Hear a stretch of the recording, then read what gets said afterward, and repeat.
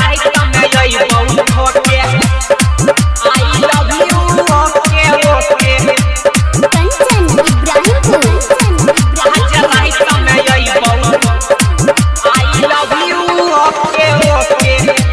singing by Prince Biriya छौरी करे नया तू शरम गे अब मन ले जे कहै छियो हम गे आ छौरी करे नया तू शरम गे अब मन ले जे कहै छियो हम गे कि करई छोही नखरा छौरिया अपन होके कि करई छोही नखरा छौरिया अपन होके आई लव यू ओके ओके आज राइट में यही बहुत होके आई लव यू ओके ओके आज राइट में यही बहुत होके गे आ छौरी करे नया तू शरम गे अब मन ले जे कहै छियो हम गे आ छौरी करे नया तू शरम गे अब मन ले जे कहै छियो हम गे कि करई छोही नखरा छौरिया अपन होके कि करई छोही नखरा छौरिया अपन होके I love you okay okay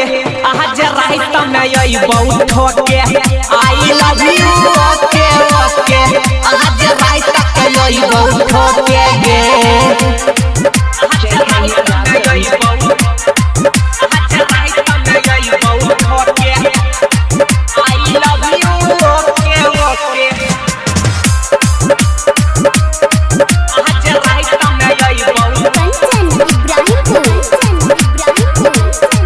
I love you okay okay हां हिलाई के रोज सहै छियो रोज लागै छौ के हमारा घाटा आ खाली दै छौ ही डेट करै छौ ही भेट लेबो आज रात के पाका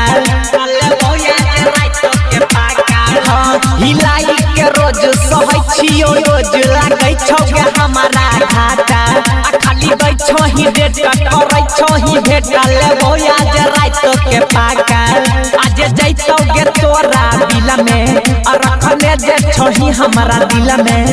आज जैतौ गे तोरा दिल में और रखले जे छही हमारा दिल में छौरी रखी है गया ना समान के धोके छौरी रखी है गया ना समान के धोके आई लव यू ओके ओके आज राइट में यही बहुत होके आई लव यू ओके ओके आज राइट में यही बहुत होके गे आज राइट में यही बहुत आज राइट में यही बहुत होके आई लव यू ओके ओके आज राइट में यही बहुत कंचन इब्राहिमपुर